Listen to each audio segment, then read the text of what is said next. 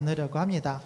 우리가 지난번에 한번 우리가 호세아서의 말씀을 이제 서론을 함께 1장과 함께 나눈 바가 있습니다. 혹시 기억이 다 나실지 모르겠어요. 아마 다 가물가물하실 것 같아서 이제 먼저 간략하게 1장의 내용을 정말 간단하게 이야기를 하자면 이런 내용을 담고 있었어요. 호세아라고 하는 선지자가 하나님께 소명을 받았어요.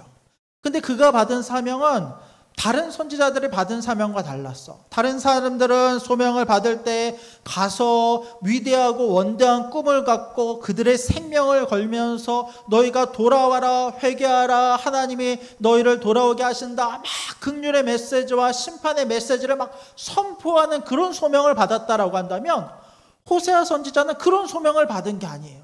어떤 소명을 받았습니까? 너는 가서 누구와 결혼하라? 음란한 여인과 결혼하라 라고 하는 소명을 받았어요. 창녀와 결혼하라 라고 하는 소명을 받았어요. 도무지 이해가 되지 않는 소명을 받았을 때에 이 호세아 선지자는 그 말씀에 순종해서 몸을 파는 한 여인을 데리고 고멜이라고 하는 여인과 결혼을 하게 됩니다. 그리고 나서 아들들을 낳게 되죠. 3명의 자녀들을 낳게 되는데 먼저 첫 번째 아들의 이름을 이스라엘, 또 두 번째는 로루함마, 세 번째는 로암미라고 하는 이름의 자녀들을 낳게 돼요. 그리고 나서 그들을 통해서 하나님께서 어떻게 너희와 이스라엘을 회복시키실 것인지에 대한 메시지를 호세아서의 말씀을 통해서 우리 가운데 보여주고 있다라는 거예요. 자, 그러면서 우리 2장의 말씀을 한번 봅시다. 자, 그러면서 지난주에 우리가 큰 전제를 세웠어요. 자, 호세아는 누구를 가리킵니까? 상징적으로 하나님을 가리켜요. 고멜, 이 몸을 파는 여인은 누구를 가리킵니까? 누구를 가리킵니까? 네, 누구를 가리킵니까? 이스라엘. 아, 그래요. 너무 똑똑하세요. 이스라엘을 가리켜요. 그러면 이 자식들은 누구를 가리킵니까? 자식들은? 아, 그래요. 이 자녀들은 이스라엘의 백성들을 가리킨다는 거예요. 그러니까 우리가 이 큰 그림을 이해한 상태에서 오늘 말씀을 살피면 오늘 말씀, 이게 무슨 내용이지? 막 뭘 했다가 이랬다가 저랬다가 도무지 이해가 되지 않는데 이 큰 그림만 우리 안에 있으면 오늘 말씀을 이해하기가 쉬울 거예요. 한번 말씀을 좀 더 구체적으로 살펴봅시다. 자, 2절 말씀 같이 한번 읽어볼까요? 2절입니다. 시작.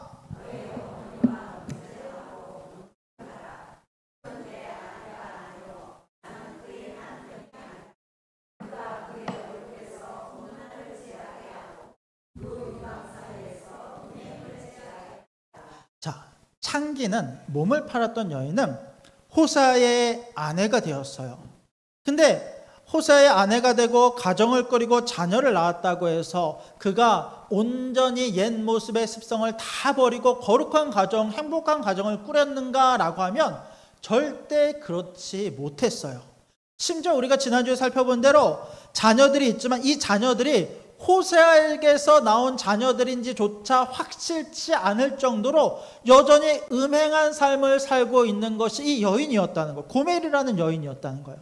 그런데 이제 그 자녀들에게 뭐라고 이야기를 하냐면 너희 어머니와 어떻게 하라? 논쟁하라. 너희 어머니를 고발하고 너희 어머니와 싸우라라는 거예요. 그러면서 이런 표현을 써요. 그는 내 아내가 아니요 나는 그의 남편이 아니라. 이게 이제 호세아가 고멜을 버렸다는 의미가 아니에요. 상징적으로 이와 같이 표현하고 있는 거예요. 나는 이 음란한 여인은 내 아내가 아니고 음란한 여인의 남편이 내가 아니다라고 이야기를 하면서 그가 지었던 음행이 어떤 것인지 얼마나 심각한 것인지를 이야기하고 있다는 거예요. 그러면서 이런 표현을 사용하는데 그가 그의 무엇에서? 얼굴에서 무엇을 제하고? 음란을 제하고 또 유방 사이에서 그의 무엇을 제하라? 음행을 제하라. 근데 여기서 얼굴이라고 하는 것은 이제 단어적으로는 얼굴이란 단어를 썼지만 이 표현이요 보통 인간의 성품과 인격을 이야기할 때 얼굴이라는 표현이 이 성경에서 사용이 되어져요. 이 말은 뭐냐면 너의 인격과 성품에서 악하고 음란한 것들을 끄집어내어 버려라. 완전히 집어던지도록 하여라. 또 그 유방이라고 하는 것은 이 음란한 여인을, 육신을 표현하는 어떤 상징의 모습이에요. 거기서 무엇을 제하라? 음행을 제거하라. 그러니까 음란과 음행이라고 하는 것은 인간이 지을 수 있는 가장 악한 죄 중에 하나인데, 그것을 너의 마음과 육신에서 완전히 제하여 버리라는 거예요. 또 너희 아들들이 너희 어머니를 고발해서 이 음행에서 떠나게끔 해야 된다라고 이야기하고 있어요. 그러면서 3절을 봅시다. 만약에 그와 같이 되지 아니하면, 이 음행이 없어지게 되지 않으면 어떻게 되는가? 그렇지 아니하면 내가 그를 벌겨벗겨서 그 나던 날과 같게 할 것이요. 여러분, 우리가 태어날 때 우리는 맨몸으로 태어나요. 이 수치스러운, 그러니까 벌거벗은 상태로 태어나요. 이거 이제 나중에 다시 한번 설명할게요. 자, 그리고 그로 광야같이 되게 하고 마른 땅같이 되게 해서 목이 말라 죽게 한다는 거예요. 음행이 제거되지 않으면. 네, 여러분, 이 구절이요, 지금 단독으로 나온 구절은 아니고 사실은 에스겔이라고 하는 선지자가 에스겔서에서 인용되었던 구절들을 똑같이 인용해서 이야기를 하고 있는 거예요. 그때는 여러분, 이스라엘, 자, 아내이긴 하지만 아내를 뭐라고 있어요? 상징에 무엇이라고 했어요? 이스라엘이잖아요.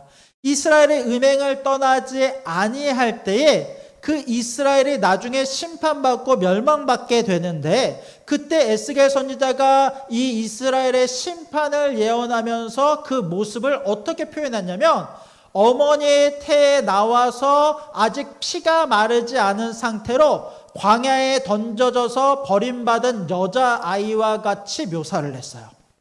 나기는 낳지만 어머니와의 관계도 맺지 못하고 이 사람으로서의, 인간으로서의 생명을 누리지 못한 채 비참한 삶으로 끝나는 어린 여자아이의 모습을 상징하면서 너희가 음행과 음란을 떠나지 아니하면 이와 같은 수치를 당하며 심판을 당할 것이다 라고 말씀하고 있다는 거예요. 또 이렇게 이야기합니다. 4절 말씀 같이 한번 읽어보세요. 4절입니다. 시작.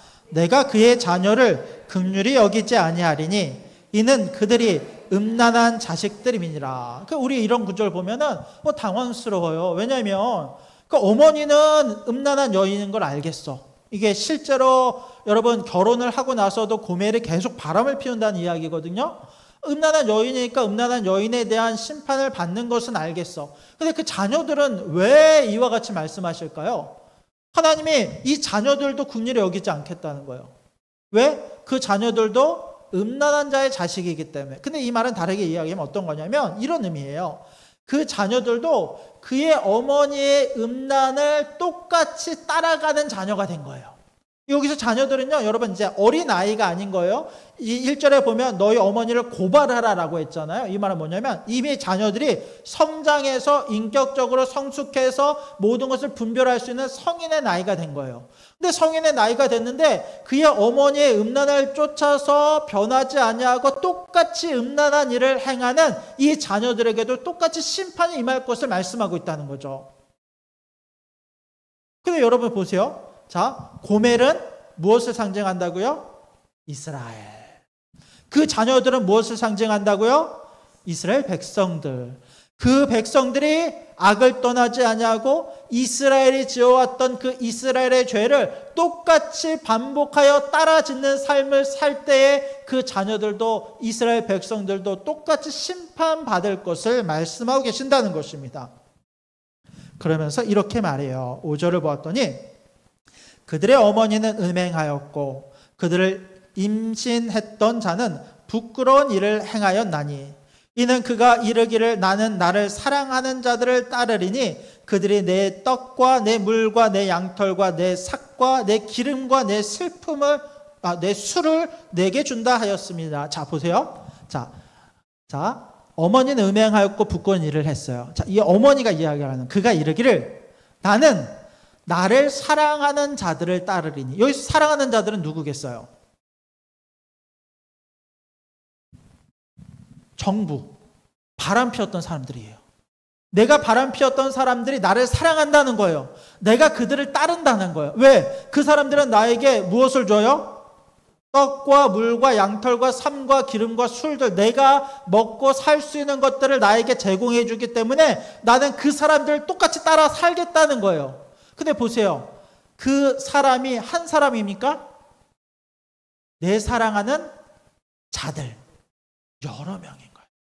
그 사람들을 따라가겠다는 거예요. 근데 이 말이 뭐냐면 결국 우상숭배, 이 땅에 나에게 배부름과 풍요로움을 주게 하겠다는 바알과 아세랄과 모든 이 가나안의 음란한 신들을 내가 따라 살겠다. 왜냐하면 그 사람들은, 그 신들은 나에게 풍요로움을 약속했기 때문에. 그 신들이 상징하는 것 자체가 다산의 신, 풍요로움의 신, 비의 신, 이와 같은 신들이거든요. 내가 그 신들을 따라 살겠다는 거예요.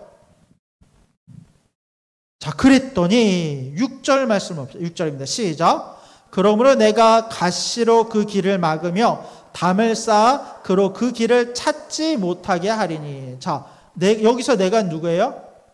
하나님이. 그럼 우리는 이렇게 생각할 거야. 아니, 그러면 남편은 무엇을 하고 있었습니까? 호세아 선지 당신은 무엇을 하고 있겠습니까? 하고 있었습니까? 하나님 무엇을 하고 계셨습니까? 여러분, 하나님이 가만히 계셨습니까? 아니에요. 계속해서 그들을 막으셨어요. 하나님의 선지자들을 계속해서 보내셔서 그들로 하여금 그 죄에서 돌이키게 하셨고, 그들에게 옳은 길과 의의 길을 알리셨지만 그들은 돌아서지 않았어요. 하나님이 이렇게 말씀하여요. 내가 가시로 그 길을 막겠다. 내가 담을 쌓아서 그 길을 찾지 못하도록 하겠다. 그러나 그럼에도 불구하고 이 악한 길을 찾던 이 고멜, 악한 여인들이 결국 그 길을 찾지 못해요. 막으셨으니까. 그래서 어떻게 하는지 아십니까? 7절을 보았더니, 자, 7절 말씀 같이 한번 해요. 7절 시작.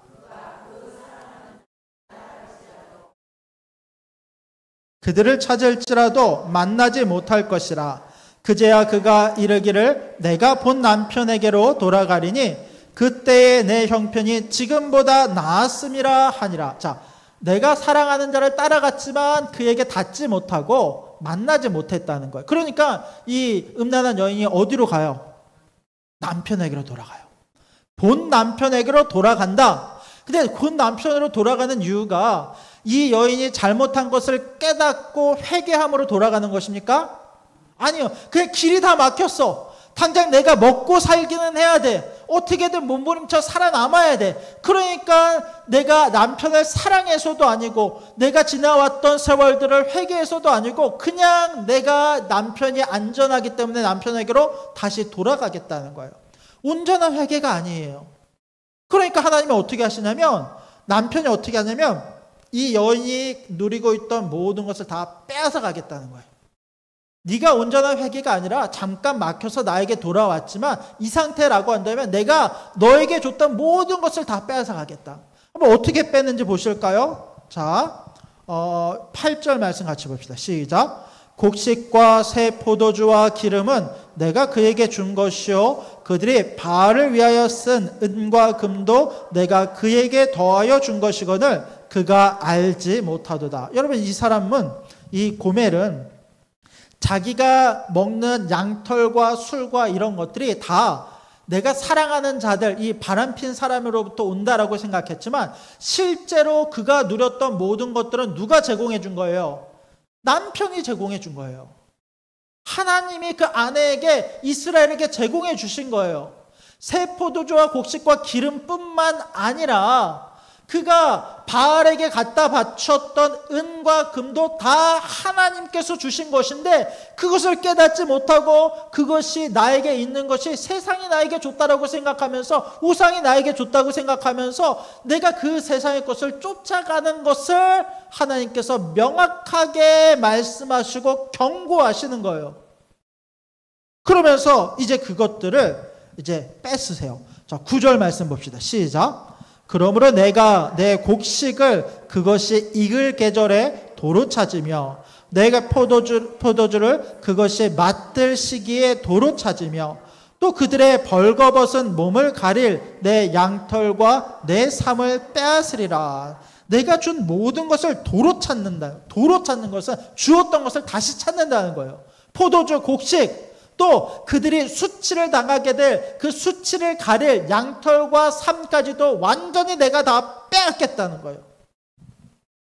10절 봅시다. 시작. 이제 내가 그 수치를 사랑하는 자의 눈앞에 드러내리니 그를 내 손에서 건져낼 사람이 없으랴. 내가 그 사랑하는 자의, 그가 이 수치를요, 그가 사랑했던 자들, 우상 숭배했던 그 우상들 앞에서 내가 너의 수치, 이 벌거벗은 것을 다 드러나게 하겠다는 거예요. 아무도 내 손에서 그 심판을 건져낼 사람이 없다라고 경고하는 거예요. 이 여인은요, 이 우상들이 자신을 구원해 줄 거라고 생각하지만, 세상의 어떤 가치들이 나를 구원해 줄 것이라고 생각하지만, 여러분, 우리의 구원은 누구에게밖에 없습니까? 하나님에게밖에 없어요. 하나님이 나에게 베풀으신 그 은혜 가운데 내가 살 수 있고 호흡할 수 있고 살아갈 수 있는 존재라는 거예요.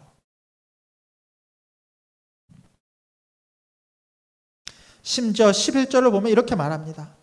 내가 그의 모든 희락과 절기와 월삭과 안식일과 모든 명절을 폐하겠고,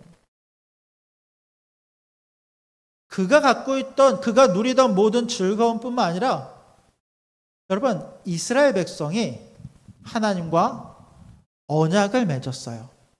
하나님께서 이스라엘을 찾아가셔서 마치 호세와 고멜이 결혼한 것처럼 하나님께서 이스라엘과 언약을 맺으시고 결혼 언약, 결혼 서약을 하셨어요. 그러면서 온갖 폐물들과 이 은혜들을 이 이스라엘에게 주셨는데, 그들이 누리는 은혜와 특권 중에 하나가 뭐냐면 결혼한 자만이 누릴 수 있는, 하나님과의 관계 속에서만 누릴 수 있는 바로 예배예요.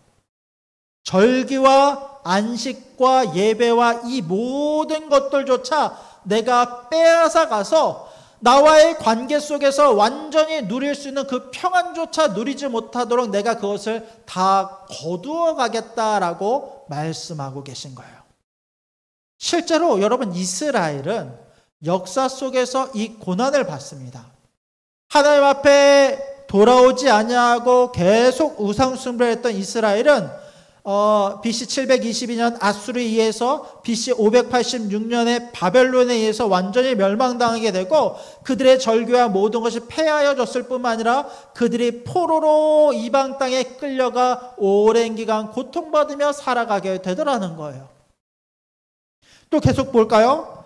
자, 12절을 보았더니, 자, 12절 같이 읽겠습니다. 시작.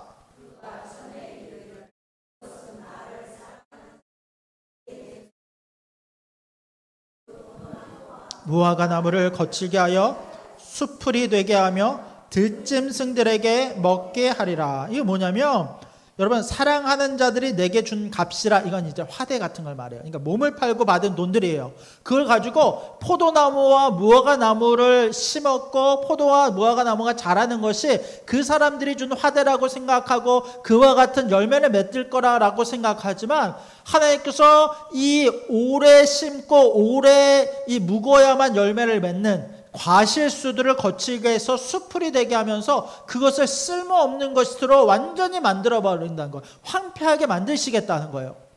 13절도 봅시다. 13절은 폐물들. 자, 그가 귀고리와 폐물로 장식하고 그가 사랑하는 자를 따라가서 나를 잊어버리고 샹을 살라 바알들을 섬긴 시일대로 내가 그에게 벌을 주리라. 여호와의 말씀에 이 장면이죠. 바알들을 섬긴 시일대로 내가 벌을 준다. 이제 큰 그림 안에서 이스라엘 백성들이 포로로 끌려가서 포로의 고통스러웠던 시기들을 보내고 나서야 다시 돌아오게 되는 이 포로의 예언까지도 말씀하고 계신다는 거예요. 그러니까 이스라엘에 받는 심판이 이와 같이 어마어마하다는 거예요. 음행과 음란에서 떠나지 않고 죄를 짓는 우리의 죄악들을 하나님 간과하지 않으시고 그 죄에 대한 심판을 우리 가운데 내리신다라고 말씀하고 있다는 것입니다. 우리가 여기까지 봤을 때 좀 무서워요. 하나님이 어떻게 이렇게 우리를 심판하시고 우리를 무섭게 대하시는가 라고 하는 이 속상한 마음과 안타까운 마음이 들어요. 그러니까 우리는 기본적으로 내 안에 있는, 아무리 무서운 말씀을 들어도 내 안에 있는 죄악을 먼저 비추기보다는 내가 당할 심판을 더 무서워하는 게 우리의 속성이거든요. 근데 여러분, 하나님이 우리를 심판하시는 이유가 무엇입니까? 우리를 멸망시키려고 하시는 게 아니에요. 우리를 사랑하셔서 우리를 돌아오게 하시기 위함이에요. 우리를 다시 회복시키게 하기 위함인 거예요. 호세아로 하여금 고멜과 결혼하게 하셨던 이유는 호세아를 완전히 멸망시키고, 호세아가 뭐 이런 의미가 아니라 호세아도 살리고 고멜도 살리고 그 자녀들을 살리기 위해서 이 모든 일들을 계획해 놓으셨다는 거예요. 그래서 이 심판의 말씀 뒤에는 반드시 우리를 향한 긍휼의 말씀이, 호세아서에서 보면요, 이게 계속 진행되어질수록 이게 반복적으로 드러나는데, 하반절에 보면 하나님께서 그럼에도 불구하고 우리를 구원하시는 하나님의 은혜가 나타나는 거예요. 이런 우리를 어떻게 하나님 모시는가? 자, 14절을 보면 뭐라고 시작이 되냐면, 그러므로 우리 같이 한번 읽읍시다. 시작.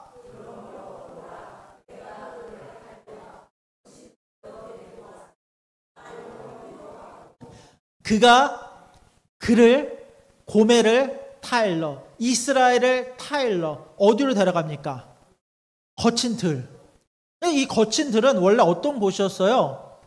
하나님의 심판이 있는 곳이었거든요. 이 모든 어떤 이런 것들을 하나님 다 뺏어가시고 거친 수풀이 되게 하시고 거친 열매 있게 하시고 이 거친 공간으로 나를 데리고 가세요. 그곳에서 무엇을 하시냐면 나를 말로 위로하셔요. 결국 이 모든 것은 심판으로 끝나는 것이 아니라 반드시 회복으로 연결되어져 있는데, 이런 우리를 긍휼히 여기셔서 우리를 구원하시겠다는 거예요. 이 장면이 계속해서 나타납니다. 자, 나를 말로 위로하시고, 자, 15절 말씀 같이 보죠. 15절 시작.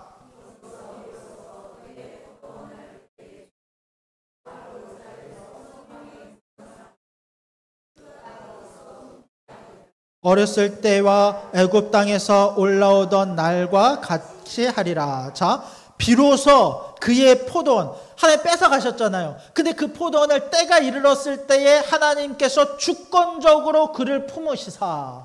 여전히 우리는요, 구원받을 만한 게 없어요. 내가 살아갈 수 있는 나의 능력이 전혀 없어요. 그러나 내 죄는 깨닫게 하시고 난 다음에 하나님께서 강권적으로 나를 붙잡아 주셔서 나에게 포도원을 주셔요. 그리고 나서 아골 골짜기, 여러분 아골 골짜기가 어떤 골짜기입니까? 말 그대로면 고통의 골짜기, 환난의 골짜기예요. 근데 이 아골 골짜기가 언제 등장을 했냐면, 아간이 하나님의 것을 도둑질한 이후에 그 죄가 발각났을 때에 그 아간과 그의 가족들이 심판을 받아서 묻혔던 곳이 바로 이 아골 골짜기예요. 근데 이 심판의 골짜기를 무엇으로 삼는다는 거예요? 소망의 문. 광야를 하나님께서 위로의 문으로 삼으셨던 것처럼 아골 골짜기, 심판의 그 골짜기를 소망의 문으로 삼으셔서 나를 다시 그 문을 열고 하나님의 은혜 가운데 거하는 존재로 나를 삼으시겠다는 거예요.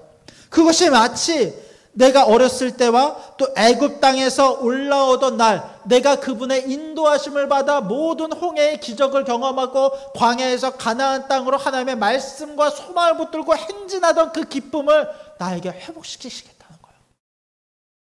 얼마나 놀라운 일입니까? 16절은 이렇게 이야기합니다. 여호와께서 이르시되 그날에 내가 나를 내 남편이라 일컫고. 처음에 나는 너의 남편이 아니고 너도 내 아내가 아니다. 근데 이거는 이제 경고의 말이에요. 진짜 그렇다는 게 아니라 경고의 말이었고, 내가 너를 다시 불러서 내가 너의 남편이라 라고 네가 부르도록 내가 하겠고, 다시는 내 바알이라, 그러니까 이방 신들을 나의 주라 일컫지 않게 하겠다라는 거예요. 17절 볼까요? 같이 읽겠습니다. 시작.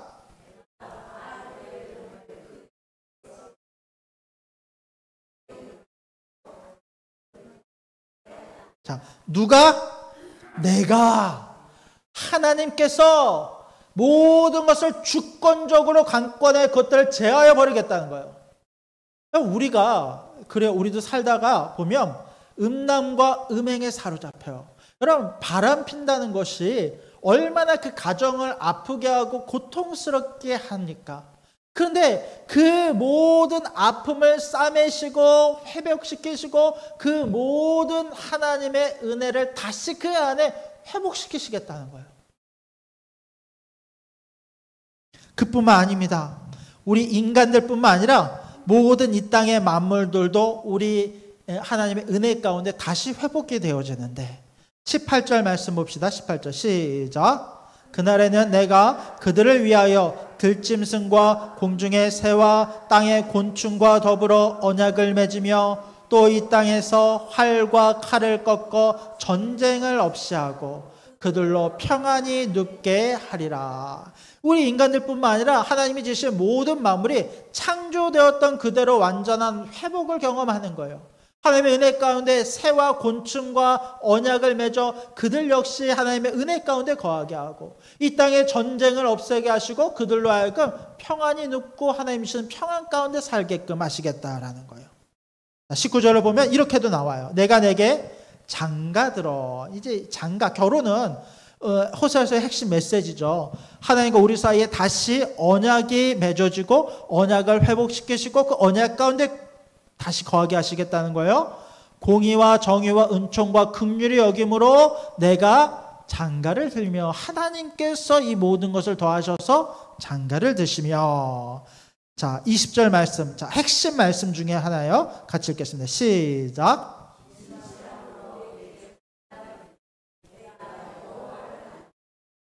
내가 여호와를 알리라. 여러분, 내가 하나님을 아는 지식이 없어서 망하였도다. 이 유명한 구절이 호세아서에서 나오는 구절이에요. 뒤에 보면 너희가 알자, 여호와를 심써 알자라고 하면서 하나님이 어떤 분이신지에 대해서, 그 하나님을 우리가 어떻게 알아가야 되는지에 대해서 핵심 메시지로 계속 나옵니다. 여러분, 이스라엘의 범죄한 이유는 하나님을 바르게 알지 못했기 때문에 그래요.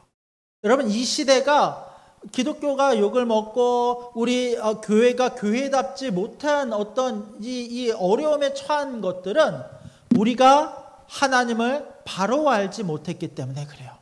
예배를 드리지만 나를 위한 예배를 드렸고 이 땅에서 살면서 교회를 나오고 하나님과 결혼한 것처럼 살아갔지만 정작 나는 바람핀 자가 되어서 이방 사람들과 이방의 가치들, 그러니까 하나님이 없다 하는 세상의 가치들과 돈과 성공과 권력을 쫓아가는 것이 어느새 그리스도인들의 모습이 되었기 때문에 사실은 이 문제가 많이 발생한다는 거예요. 그런데 우리가 하나님을 바로 알게끔 하나님께서 우리를 붙잡으시고 이 은혜를 주시겠다라고 약속하고 계셔요. 이 하나님 알자라고 하는 거 이제 뒤에서 나중에 다시 한번 또 살펴보도록 하겠습니다.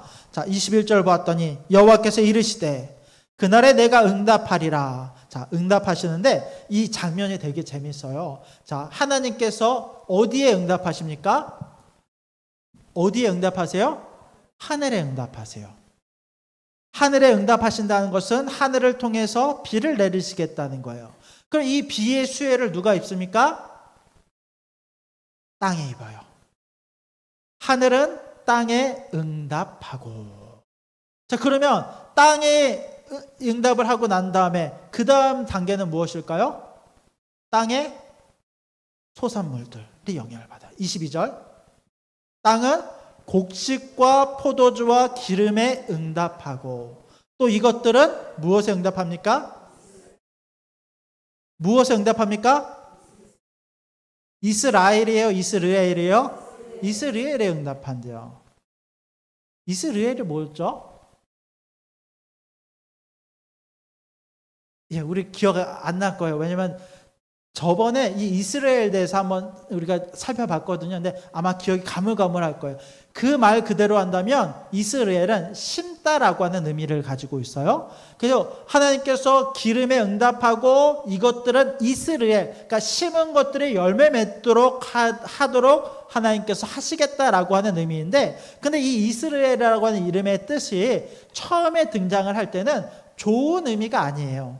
이때는 하나님의 심판이 이스라엘이라고 하는 지명이 있는데 이 지명 자체가 여러 가지 어떤 전쟁과 피 흘렸던 지명이었기 때문에 이 심판과 복수의 의미로 1장에 처음 등장을 했었거든요. 근데 이 복수의 이름이 마치 아골 골짜기가 소망의 문이 된 것처럼 이 복수의 어떤 심판의 상징이요, 이제 심는다라고 하는 원래 의미를 회복해서 하나님의 나라가 그곳 가운데 자연스럽게 이 회복이 되어지는 과정을 이야기해요.